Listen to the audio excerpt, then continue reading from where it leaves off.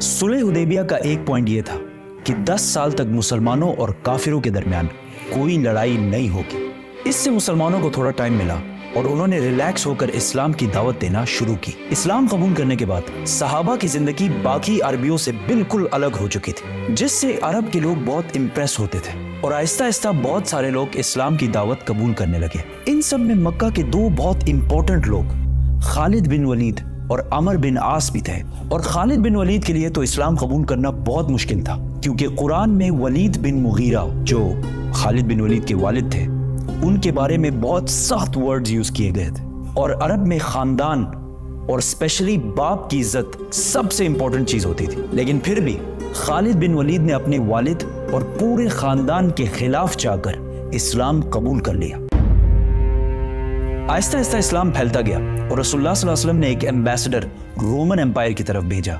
लेकिन इस एम्बेसडर को गस्सानी किंगडम ने बहुत ही बुरी तरह कत्ल कर दिया। ये गस्सानी किंगडम अरब और रोमन एम्पायर के बिल्कुल बीच में था और ये गस्सानी किंगडम रोमन एम्पायर का एक वेसल स्टेट था। वेसल स्टेट मतलब एक पपेट स्टेट। गस्सानी किंगडम का एम्बेसडर को मारना जंग के ऐलान जैसे था। और सिर्फ उस जमाने में नहीं, बल्कि आज भी यूएन चार्टर्स में एम्बेसडर को मारना सबसे बड़े क्राइम्स में से एक है। रसूलुल्लाह सल्लल्लाहु अलैहि वसल्लम को जब पता चला तो उन्होंने फौरन 3000 लोगों की फौज जमा की और रोमन एम्पायर पर हमले का फैसला किया।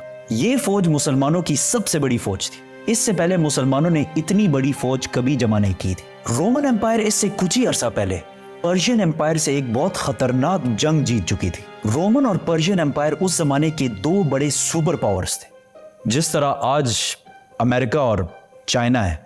और इस जंग में कौन जीतेगा ये कुरान ने इस जंग के खत्म होने से पहले ही बता दिया था। ये भी बहुत जबरदस्त स्टोरी है, तो सब्सक्राइब।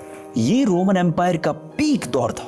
इससे पहले अरबों ने रोमन एम्पायर पर कभी भी हमला नहीं किया था और रोमन एम्पायर से जंग करना बिल्कुल सुसाइड समझा जाता था। जब अरबों को पता चला कि सिर्फ 3000 मुसलमान रोमन एम्पायर पर हमला कर रहे हैं, तो उन्होंने बहुत मजाक उड़ाया और कहा कि इन 3000 में से एक भी बंदा जिंदा बचकर वापस नहीं आएगा और रोमन एम्पायर इसके बाद मदीना पर हमला करके मुसलमानों को खत्म कर देगा।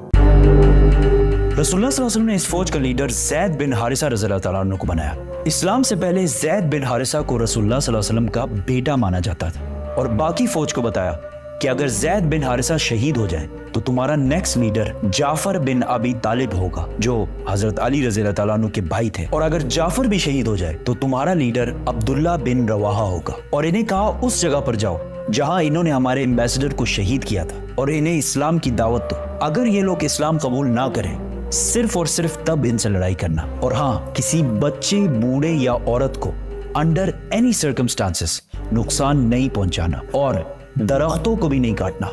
ज़ैद रज़ियल्लाहु तआला अन्हु 3000 फौज लेकर रवाना हुए तो रास्ते में उन्हें पता चला कि रोमन्स 2 लाख फौज लेकर मुसलमानों की तरफ आ रहे हैं। 2 लाख 3000 वर्सेस 2 लाख। इस एनिमेशन को देखें, इससे थोड़ा अंदाजा होगा कि इन दो फौजों में कितना बड़ा डिफरेंस था।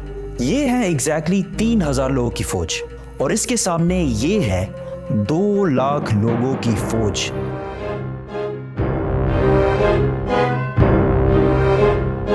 अब कुछ वेस्टर्न हिस्टोरियंस कहते हैं कि ये 2 लाख नहीं बल्कि इससे कम थे, लेकिन सब ये बात मानते हैं कि रोमन्स मुसलमानों से बहुत ज्यादा थे। मुसलमानों के एक ग्रुप ने सोचा कि हमें मदीना से और फौज का इंतजार करना चाहिए, लेकिन मुसलमानों के तीसरे जनरल अब्दुल्ला बिन रवाहा ने कहा कि हम जंग या जीतेंगे और या शहीद होंगे, जंग छोड़ के जाने वाला कोई ऑप्शन नहीं है। तो यहां मुसलमानों ने एक जबरदस्त प्लान बनाया। वो इस जगह को छोड़कर जहां पहले लड़ाई होनी थी पीछे हटे और मुता के 2 पहाड़ों के दरमियान रुके। अब इसका क्या फायदा था? फायदा ये था कि अगर ये 2 पहाड़ ना होते और मुसलमान 2 लाख रोमन्स पर हमला करते तो रोमन्स मुसलमानों को चारों तरफ से घेर कर खत्म कर सकते थे। लेकिन इन 2 पहाड़ों की वजह से रोमन फौज ज्यादा स्ट्रेच नहीं हो सकती थी, तो लड़ाई में इनके ज्यादा नंबर्स होने का इतना फायदा ना होता। दोनों फौजों ने हमला किया और लड़ाई शुरू हुई। ज़ैद बिन हारिसा ने मुसलमानों की फौज का झंडा उठाया और बहुत फियर्स लड़ाई की, लेकिन वो शहीद हो गए। तो रसूलुल्लाह सल्लल्लाहु अलैहि वसल्लम के ऑर्डर के मुताबिक मुसलमानों के दूसरे जनरल जाफर बिन अबी तालिब ने झंडा उठाया और लड़ने लगे। लेकिन जिस हाथ में उन्होंने झंडा पकड़ा था वो हाथ कट गया। तो उन्होंने दूसरे हाथ से झंडा उठाया, लेकिन दूसरा हाथ भी कट गया और जाफर रज़ियल्लाहु ताला अन्हु शहीद हो गए। जंग के बाद इनके जिस्म पर तलवार के 50 निशान मिले और इन 50 में से एक भी पीठ पर नहीं था, सारे के सारे फ्रंट पर लगे थे। तो अब ऑर्डर के मुताबिक अब्दुल्ला बिन रवाहा नए जनरल बने और बहुत सख्त लड़ाई के बाद वो भी शहीद हो गए। फिर एक मुसलमान ने झंडा उठाया और जोर जोर से सबको कहने लगा कि जल्दी आपस में एक लीडर चूज करो, वरना हमारी पूरी फौज बिखर जाएगी।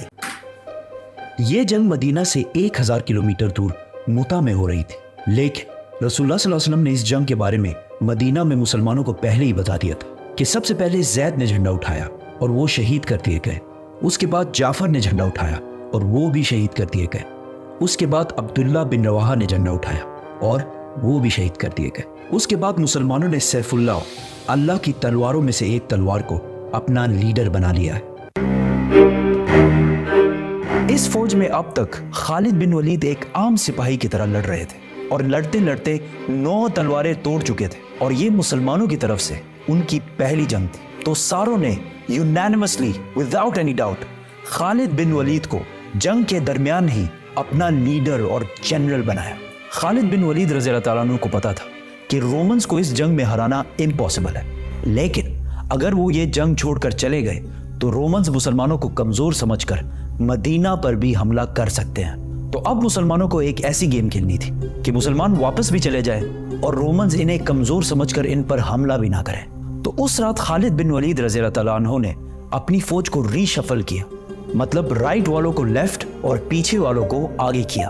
अगले दिन जब जंग शुरू हुई तो पहाड़ों से धुआं उठने लगा और कुछ ड्रम्स की आवाजें आना शुरू हुई।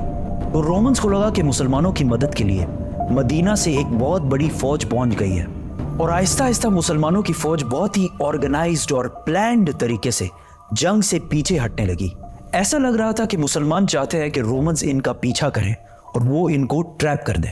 रोमन्स ने सोचा कि मुसलमान हमारे साथ बहुत बड़ी गेम खेल रहे हैं, ये चाहते हैं कि हम इनका पीछा करें और ये ओपन डेजर्ट में अपनी बड़ी फौज के साथ हमें खत्म कर दें। तो रोमन्स ने ये सब देखकर मुसलमानों का पीछा नहीं किया और मुसलमानों की फौज आहिस्ता आहिस्ता वहां से पीछे हटकर मदीना पहुंच गई और मुसलमानों की फौज को रोमन्स के मुकाबले में बहुत कम नुकसान हुआ। मदीना वालों ने सोचा कहीं ये लोग जंग से भाग कर तो नहीं आए, तो उन्होंने इस फौज को बहुत ही बुरा भला कहा, लेकिन रसूलुल्लाह सल्लल्लाहु अलैहि वसल्लम ने कहा ये भाग कर नहीं आए, ये हमारी मदद लेने के लिए आए हैं और बहुत जल्द हम रोम पर दोबारा हमला करेंगे। ये जंग तो रोमन्स और मुसलमानों के दरमियान थी, लेकिन पूरा अरब इस लड़ाई को बहुत गौर से देख रहा था, क्योंकि पहली बार अरब ने माइटी रोमन एम्पायर की ताकत को चैलेंज किया था। तो जब उन्होंने देखा कि 2 लाख फौज से लड़ने के लिए सिर्फ 3000 लोग गए और ठीक ठाक वापस भी आ गए, तो ये अरब की तारीख में बहुत ही इम्पॉसिबल काम हुआ था, जिससे बाकी अरब के दिलों में मुसलमानों के लिए बहुत इज्जत पैदा हुई। और अरब के वो कबीले जो हर जंग में खंदक, बदर, ओहद में मुसलमानों के हमेशा खिलाफ होते थे, जंगे मुता के बाद इस्लाम की तरफ आने लगे और मदीना की ये छोटी सी रियासत आहिस्ता आहिस्ता हर तरफ फैलने लगी। अब यहाँ कुछ हिस्टोरियंस कहते हैं कि रोमन्स इतनी छोटी फौज से जंग सिर्फ इसलिए हारे क्योंकि रोमन एम्पायर कुछ साल पहले पर्शियन एम्पायर से जंग के बाद बहुत कमजोर हो चुकी थी। उस जंग में पर्शियन एम्पायर ने रोमन एम्पायर को बिल्कुल तबाह बर्बाद कर दिया था, लेकिन उसी टाइम कुरान के सूरह रोम में कहा गया था कि ये जंग पर्शियंस नहीं रोमन्स जीतेंगे। और ये भी बहुत इंटरेस्टिंग स्टोरी है। सब्सक्राइब।